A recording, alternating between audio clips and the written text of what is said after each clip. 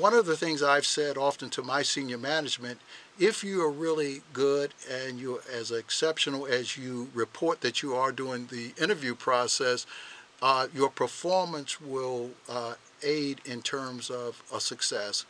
And I'm delighted to say that we have a very strong and talented team of bankers who understand risk, they understand probability, they understand what it takes to be successful. And that's what we go about doing all day long. And so while I appreciate the recognition for doing the things I've done and the kudos that you extend, I will quickly say that no one person achieves it all on their own, and there have been many in the community who've been a part of this success.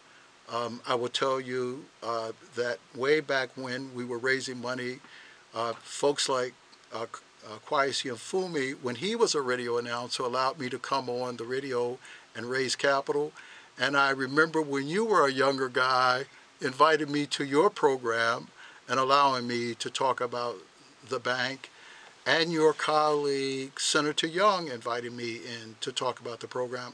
And I think as long as we can continue to recognize the importance of these various institutions to our community, and where we have the power and the control over communications and a willingness to open the mic so that these comments can be shared, I think we do all a big service, and I thank you for that.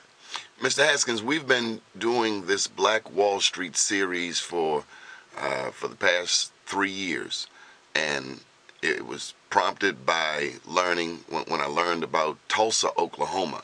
So as I'm thinking about, or as you're talking about when the president came online and as he was raising money, I think back to Tulsa, 1921.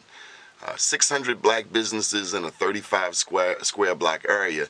1921. This was 8 years before the Great Depression.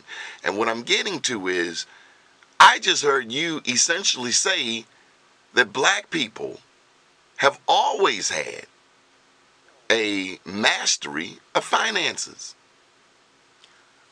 There has been a clear understanding of the financial world, and what has often been the case is there's not been the ready access to capital to move to the next level.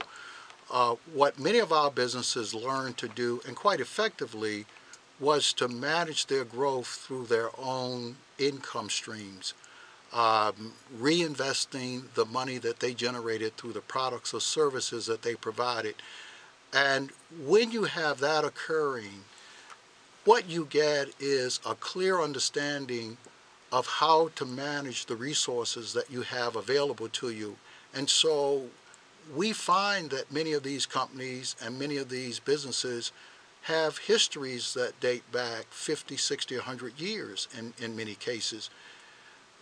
Part of the problem, though, is that these businesses with their internal financing cannot have the accelerated growth because they don't have the leveraging that comes through access to capital. That's why the capital piece is so important. Had Harbor had access to capital the same way that many of the majority financial institutions had, we would be a multi-billion-dollar institution. But the capital is not as available, which is one of the areas that we must still continue to fight. And it's a frontier that we're still on. When we talk about how you access venture capital, how you access angel investors, etc., it's still very limited when it comes to small and in particular minority businesses. So what we want to do is keep that fight going, which is a part of the reason that Harbor has stayed independent throughout the years, because what we have been able to do is decide where we lend and where we don't, or to make a case for making a loan to folks that we understand. And it's hard to lend in a community or to businesses that you don't understand.